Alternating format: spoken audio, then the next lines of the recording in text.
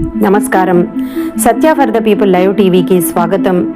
ఈరోజు మనం చెప్పుకుంటున్న అంశం పేరు గుండె జబ్బుల గురించి. గుండె మనిషి శరీరంలో అత్యంత ప్రాధాన్యత గల అవయవము. గుండెను గురించి మాట్లాడితేనే అందరూ అమ్మో అంటారు.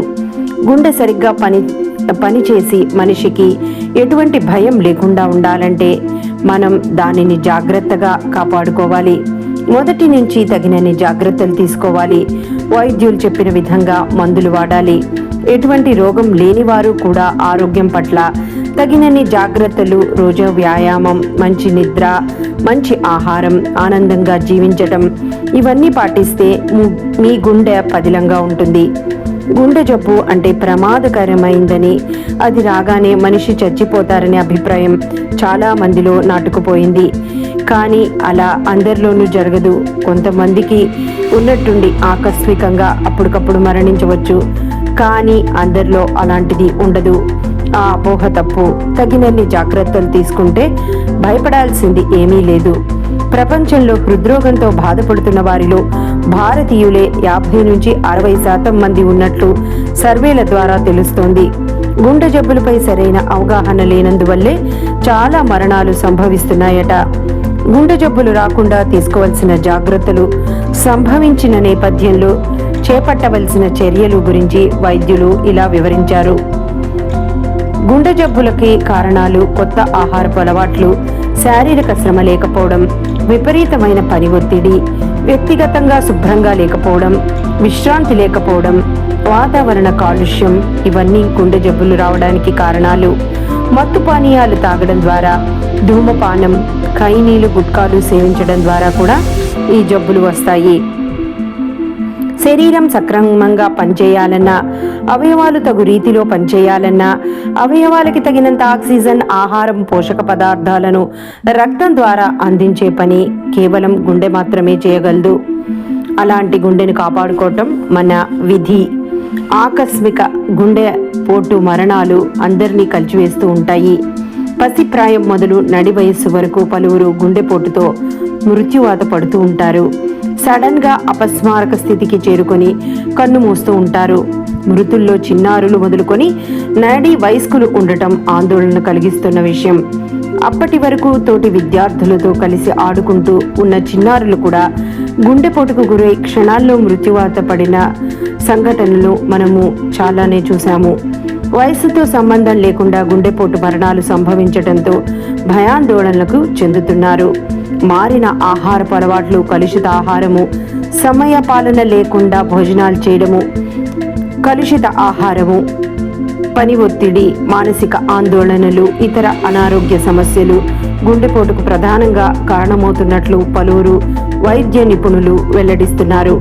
కోవిడ్ బారిన పడిన వారికి రోగనిరోధక శక్తి తగ్గి గుండెపోటుకు కారణమవుతుందని చెప్తున్నారు.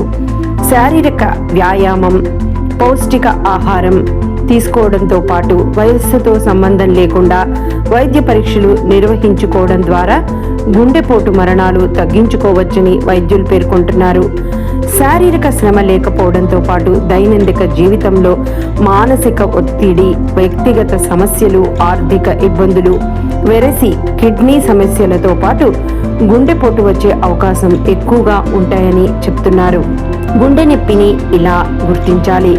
శరీరంపై భాగం నుంచి ఎడమ చేతి కింద వరకు నొప్పిగా అనిపిస్తే గుండె నొప్పి వచ్చేందుకు అది తొలి సంకేతంగా మనం గుర్తుంచుకోవాలి.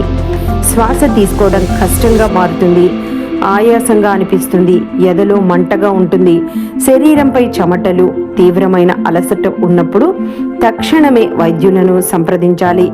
ఒళ్ళు నొప్పులు, ఎసిడిటీ సమస్యలు ఎదురైనప్పుడు వైద్యులను తప్పకుండా సంప్రదిస్తూ ఉండాలి.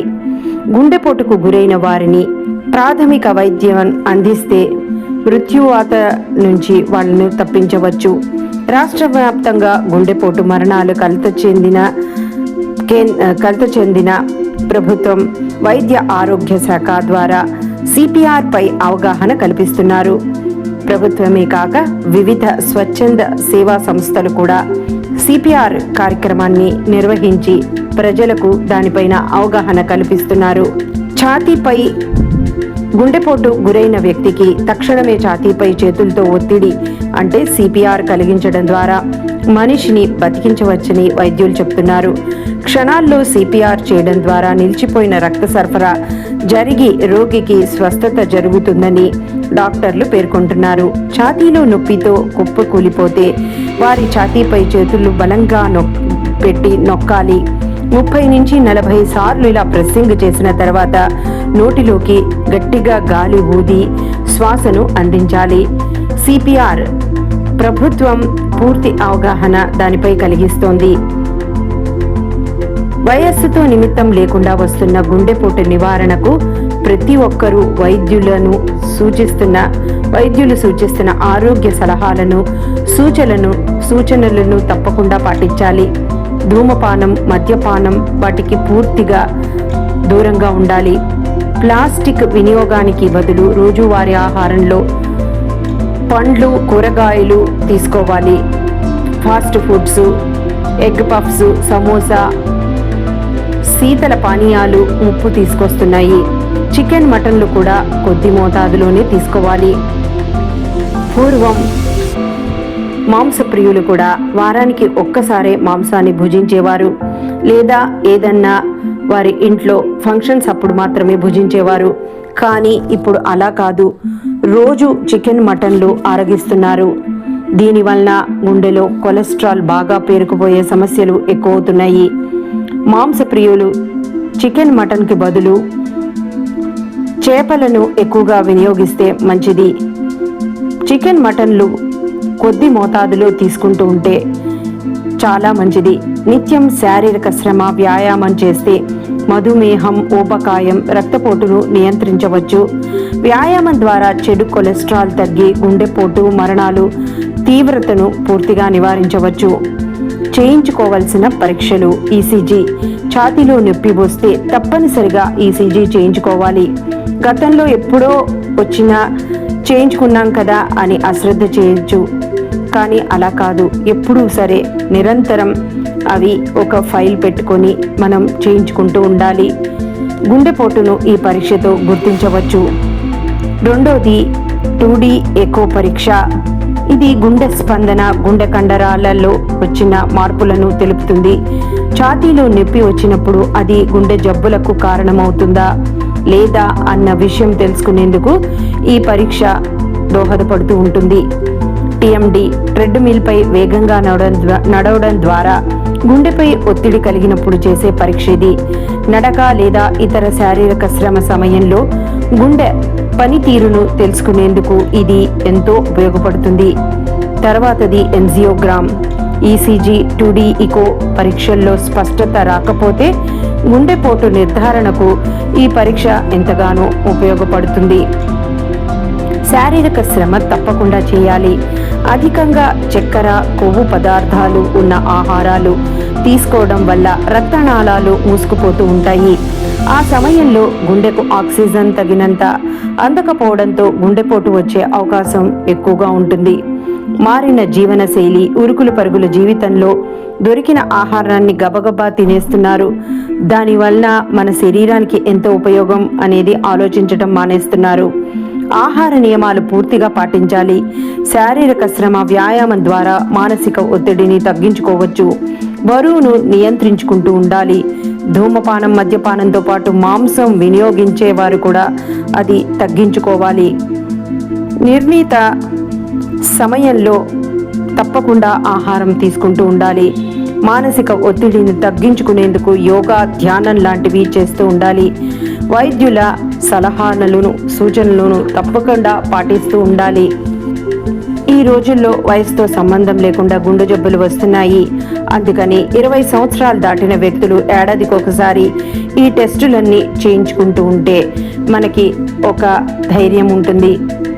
ఏమాత్రం తేడా ఉన్నా మనం వైద్యుల్ని సంప్రదించి వారి సూచనలను తప్పకుండా పాటించాలి. రోజు వ్యాయామం తప్పకుండా చేయాలి. నడక శరీరానికి చాలా మంచిది. గుండె జబ్బులు ఉన్నవారు సార్బిట్రేట్ బిళ్లను నాలుక కింద పెట్టుకుని వ్యాయామం చేయటం మంచిది. వ్యాయామం వల్ల శరీరంలో ప్రతి అణువుకు ఆక్సిజన్, రక్త ప్రసరణ సక్రమంగా జరిగి అవయవాలు ఆరోగ్యంగా చురుగ్గా పనిచేస్తూ ఉంటాయి. సమతుల్య ఆహారం తీసుకోవాలి. కొవ్వు పదార్థాలు తక్కువగా ఉండేలా చూసుకోవాలి. ఉప్పు, కారం, నూనె పదార్థాలు, మసాలా దినుసులు ఎక్కువగా వేసిన పదార్థాలు తీసుకోకూడదు. తక్కువగా తీసుకుంటూ ఉండాలి. సాధ్యమైనంత వరకు మాంసాహారాన్ని నిషేధించాలి. చేపలు తినడం మంచిదే. ఆకుకూరలు, పళ్ళు, కూరగాయలు ఎక్కువగా తినాలి. వెన్న, నెయ్యి, మీగడ, ఊరగాయలు, క్రీములు తదితర కొవ్వు పదార్థాలు పూర్తిగా మానేయాలి. ఊరగాయలు, పచ్చళ్ళు, అప్పడాలు, వడియాలు, మిరపకాయలు, కేన్డ్ ఫుడ్స్ తదితర వాటిని తగ్గించుకొని తినాలి. ఆహారాన్ని ఒకేసారి కాకుండా రోజుకు కొంచెం కొంచెం చొప్పున 4-5 సార్లు తినాలి. రోజుకు కనీసం 4-5 లీటర్ల మంచినీరు ఎక్కువగా తాగుతూ ఉండాలి. పీచు పదార్థాలు ఆహారంలో తప్పకుండా చేర్చాలి. శరీరం బరువు పెరగకుండా చూసుకోవాలి.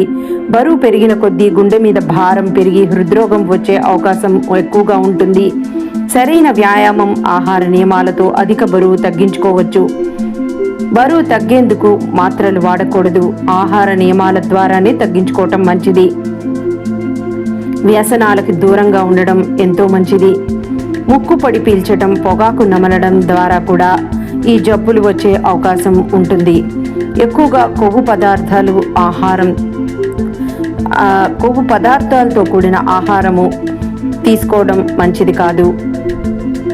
ఒత్తిళ్లు, పోటీతత్వం కలిగి ఉండడం, అధిక కోపం కూడా గుండె జబ్బులకు దారితీయచ్చు.